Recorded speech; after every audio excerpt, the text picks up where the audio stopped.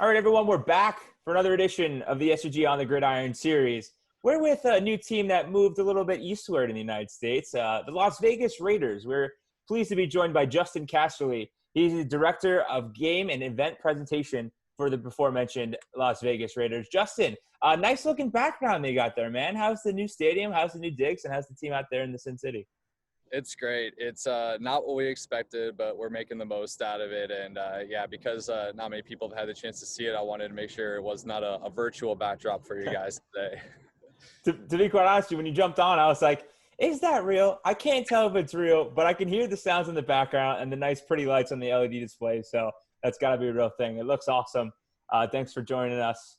We talked about the new stadium. How'd you guys go about preparing for a live game production in the new stadium, unfortunately, without fans? Yeah, it's been, I'm sure a lot of the words I'm going to use today, the keywords we've all heard ad nauseum, but it was really fluid this summer. I came in and right at the beginning of the shelter in place across the country. So coming out here and knowing that the building had a ways to go, and just all the different conversations around COVID, what are we going to do? How are we going to approach it? And really we kind of broke it down to, a minimum of 4 contingency plans, and there are all kinds of derivatives of that as well. But really, it was around the 100% fans with 65,000, somewhere around the 50%, 25 to 30,000, 10,000 if we even got to that low, and then no fans. And then ultimately, when we did have the announcement made by our owner, Mr. Mark Davis, around end of July, that we were not going to have fans, we were able to really dive in all in on kind of those contingencies. But even from that, it was still a lot of how do we manage this? What are some of the things that we can do, specifically with the players and the team in mind? And it was a little unique in having to really kind of make ourselves an extension of football ops more than ever before, and really just kind of see what are the things that are going to benefit the team most, and what are going to be the things that we look at as game entertainers and saying, okay, well, that's really for the fans, and that's not going to do anything to benefit the players, kind of removing those from the script or reformatting them a little bit so that we could still fulfill some of our partnership obligations. That's obviously a big thing, especially with no fans, is just making sure we're keeping those newly established relationships in a good place going into 2020 and then 2021 and beyond.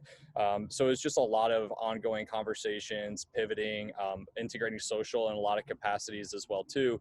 Just knowing that we had such limited opportunity to really show off what we wanted to.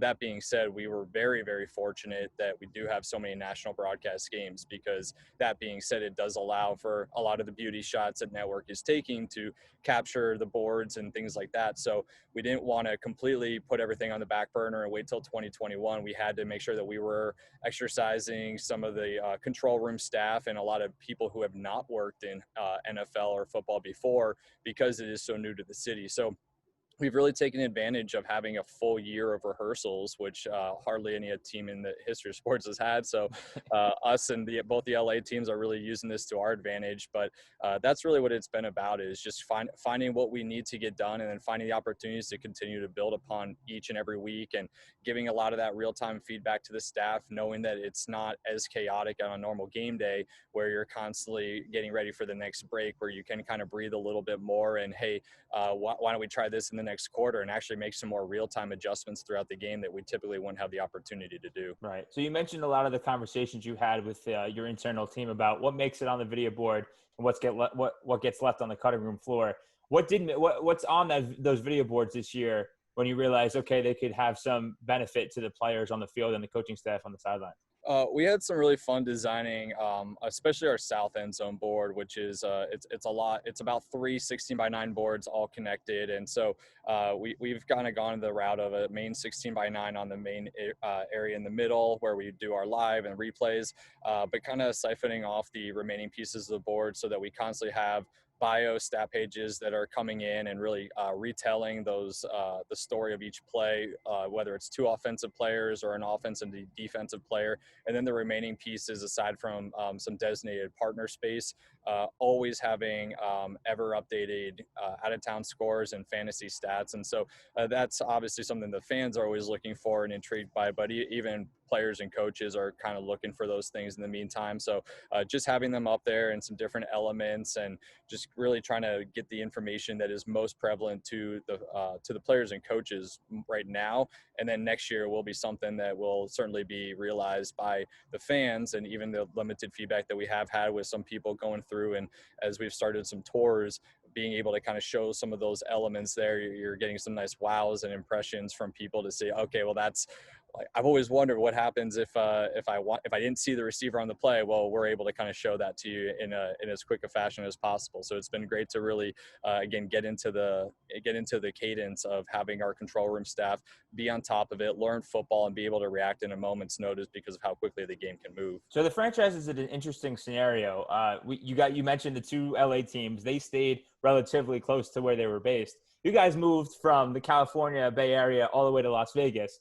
So this year is interesting because the fans that are new to the team aren't actually in the stadium. So you mentioned social. What are you doing to kind of make those routes new in Las Vegas for those new fans, but also kind of connecting to those fans that may still be in the Bay Area? Yeah, one of the biggest things that we've really gone all in on, not to use a cliche gambling term, but we've really wanted to insert ourselves into the Las Vegas community. And it's been something that Mr. Mark Davis, Mr. Mark Bedane, and the entire organization have really strived to do since the announcement was made, and even well before that when we broke ground back a couple years ago.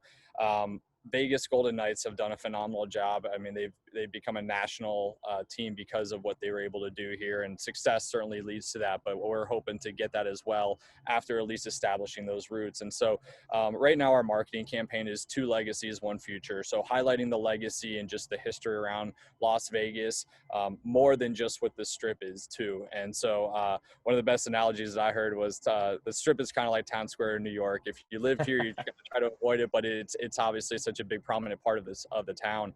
But really just kind of highlighting the legacy of Las Vegas as well as the Raiders. And we have been in Oakland, we have been in Los Angeles, we've been back to Oakland, and now we're here. And so there is a lot of history with that, and not just of the movement, but of the players, of the coaches, of this really legendary organization. And so to bring those two together around that marketing campaign, the 2 legacies, 1 future, has been really great. And even with some of the inaugural games we had, or the first inaugural game we had, the flyover from Nellis Air Force Base and the Thunderbirds, all of them were involved. We had a great halftime show from the Killers, who are Las Vegas based. And so we're kind of finding a lot of those opportunities to really kind of pull on those heartstrings and really garner the attention of this very large demographic. And we have a footprint that does still extend all the way out to Oakland, all the way up to Salt Lake City, even down into Arizona.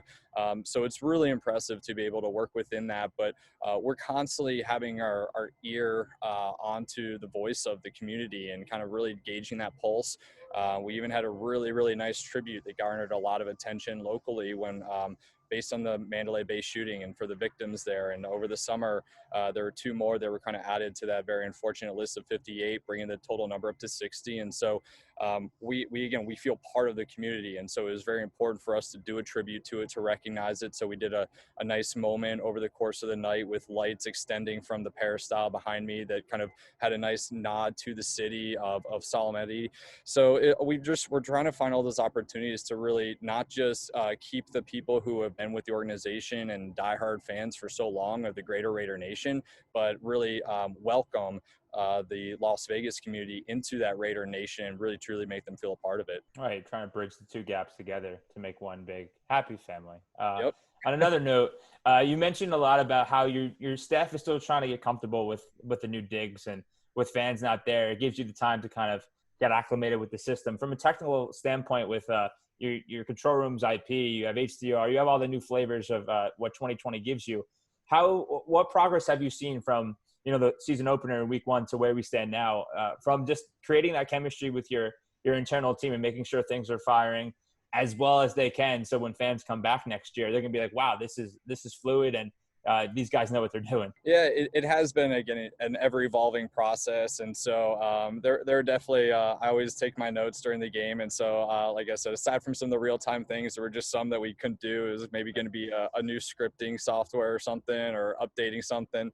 But I've told a lot of the staff, I mean, with the fortunate thing is that we can test things, we can try things, and we're not going to have 65,000 eyes on us. The national games certainly do garner a little bit more when it goes up to the 15, 20 million. But what's been nice is that we've been able to very comfortably say, okay, we had our preseason game one, which was the Monday night game, a hell of a preseason game if you look at it from that perspective. Right. And then we had the last one against the Bills. And so really, I've kind of put now the pressure and the gas a little bit more onto the team to say, all right, like now this is our true inaugural game. It's once again, it's a primetime game. It's Sunday Night Football. It's Brady and the Buccaneers. It's arguably going to be a bigger game than even that Monday Night Football was against the Saints. And so we've used these games. We've learned a lot. It has just because of even the tight timeline of when we were getting power to the boards and a lot of the just natural issues that come about with opening a stadium and getting all that high level equipment in there.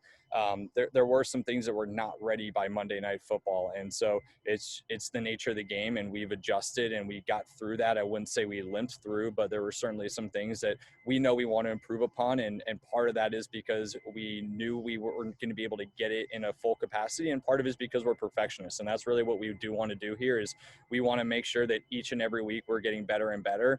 And I really, truly am looking forward to not just having this bye week to even go through and get ahead of some other things, but have next week and that Sunday night game. And I really think that we're going to be able to do our best show of the season and hopefully even learn more from there. But it's been great, just the dedication of the crew so far, the feedback, and even just being able to reach out to them a couple times and, hey, what were you experiencing here? Or what do you suggest here? Again, those are their stations. And that's one of the biggest things that I've kind of learned and prided myself on is I'm not going to say I'm the smartest one in the room. So if someone's specialized in a particular seat of the control room and they have a better way of doing things or they have a suggestion, I want them to feel part of the show because we have to keep that ongoing dialogue. And so they've been great. And I have to give a shout out to our technical director, Eric Carpenter, who came over from the Timberwolves and it works under Justin Lang. And he's been great too. And even we've kind of had some conversations following the games and let's shuffle these people around. Let's put this person in this chair. Let's put this person in this chair and see how they react. And so just, again, having those opportunities to adapt and but even the understanding and flexibility of the staff to understand what we want to do and make everybody put out the best show possible has been really, really great. I mean, this town, they live, they're based on entertainment. And so this is the next biggest piece of that puzzle. And so everybody's going all in to try to make sure that we do this right. And so I really am looking forward to the Sunday Night Football in 2 weeks. Real quick before we let you go, you mentioned Justin and Eric, but a time to give some shout outs to other members of the crew if you'd like. This is a weird season. It's the inaugural run, so it's hard as it is. And now with COVID and all the obstacles that the world has thrown at you guys, how proud of you of your team to kind of make sure that things are going as well as they are? Oh man, I know I'm gonna leave a lot of people out because I'm just gonna have to probably generalize a couple, but it does. It takes the village, and with everything in production, I mean, I'm one part of a minimum of 30 people that go into really any event, even with some of the things we have going around various areas as we're speaking now. But I did mention Mr. Mark Davis and the beautiful building that he put here, his vision coming to life, and I mean, you see the beautiful torch behind me, the boards, everything about how he's designed this building are remarkable. Mr. Mark Bedain, our president, and even just everything that they've put together, as I mentioned, with the city and really integrating into the culture. My boss, Brad Finney, the Greater Silver and Black production team, and then on the stadium side, Chris Soteropoulos, Chloe Jedfaza, and Todd Blando. I mean, they're the ones that really are in the trenches every single day on the stadium operations side. Yeah, like I said, there could be plenty others that I could thank, and unfortunately, I haven't even met a lot of them just because. So those are certainly the ones that come to mind, but the list is infinite, and really everybody of the Raiders organization has had not just a small part, but a large part in making this come through, and everybody jumping in where they can, wearing multiple hats. It's been a real honor to be a part of, and certainly career highlights thus far, and I know there's many more ahead of us, which is great. Justin, I appreciate it, man. It's the bye week, so enjoy the time off and get to know some of those people that you haven't met when you can. But Justin, I really appreciate it, buddy. You're doing such a great job out there, regardless of the circumstances. Keep up the great work, and hope to see you soon. Thanks for the time. Thanks, Christian. Take care.